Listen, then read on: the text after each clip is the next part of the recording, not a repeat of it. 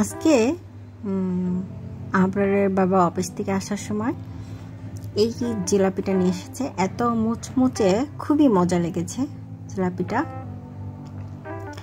মানে ভালো লেগেছে। আর অল্প করে নিয়ে আসতে বলেছি, কারণ বেশি আনলে নষ্ট হয়, কারণ বেশি মিষ্টি আসলে খাওয়া যায় না। আর তার সাথে আমার জন্য জিলাপি কিন্তু দেখেন খেয়ে ফেলেছি, তারপরও এই দুই পিস আছে, আসলে এত খেতে পারি না। আর আমার জন্য এই বার্গারটা নিয়ে এসেছে, এখন বার্গার খাবো। আর এটা হচ্ছে বড় চিংড়ি মাছ, এটা হচ্ছে বাবুর জন্য রান্না করছি। আবরারের বাবা তো খেয়ে যাবে। আর এই চিংড়ি মাছটা না এত বড় যে বাবু খেয়ে শেষ করতে পারবে না, যার কারণে আমি আসলে দুইটাই দিয়েছি। আপনারা বুঝতে পারছেন কিনা জানি না। চিংড়ি মাছগুলোকে ভেজে নিয়েছি। এখন আমি এটা হচ্ছে কচুর গাঁটি দিয়ে একটা ডাল রান্না করব, সেটা আপনাদের দেখাবো। আমি এই কচুর গাঁটিটাকে একটু লবণ হলুদ দিয়ে মাখিয়ে ভেজে নিয়েছি। কালারটা কিন্তু অনেক সুন্দর এসেছে, বাট বোঝা যাচ্ছে না। আর একটু জিরা আর ধনিয়া ভেজে উঠিয়ে নিয়েছি। তারপরে সেই তেলে আমি এখন এই যে মুগ ডালটা ভেজে নিব। মুগ ডাল দিয়ে রান্না করব। আসলে মুগ ডালটা ভেজে নিয়েছি। আর মুগ ডাল দেওয়ার আগে আমি একটু জিরাও ভেজে নিয়েছিলাম, তারপরে মুগ ডালটা দিয়েছি। আর শুকনো মরিচও ভেজে নিয়েছি। এখন আমি পানি দিয়ে দিলাম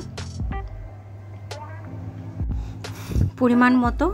ডালটা হচ্ছে সেদ্ধ হওয়ার পরে বাকি কাজ করব, এখন আর কোনো কাজ নেই। তো ডালটা আগে সেদ্ধ হোক, লবণ দিইনি বা কিছুই দেইনি, আগে ডালটা সেদ্ধ হবে, তারপরে আস্তে আস্তে করে সব কিছু দিব। তো আমি ডালের ফুল রেসিপিটা না নিতে পারি না, নাকি পাচ্ছি না, খুঁজে বুঝতে পারছি না। তো তারপরে আমি ডাল সেদ্ধ হয়ে যাওয়ার পরে এই গাঁঠিটা দিয়েছি, তারপরে একটু রসুন বাটাও দিয়েছিলাম। সব কিছু দিয়ে ভালোভাবে তারপরে বাগার দিয়ে নামিয়ে নিয়েছি। ওই যে ধনিয়া আর জিরা গুঁড়া করে দিয়ে নামিয়ে নিয়েছি।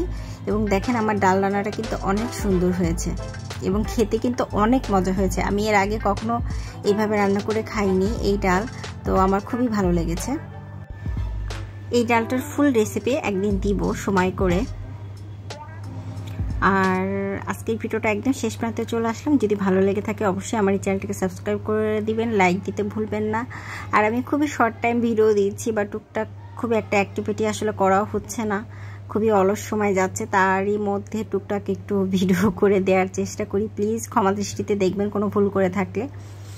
আর আজকের ভিডিওটা এখানে শেষ করছি। আপনারা সবাই ভালো থাকবেন। আপনাদের ভালোবাসা প্রত্যাশা। আল্লাহ হাফেজ।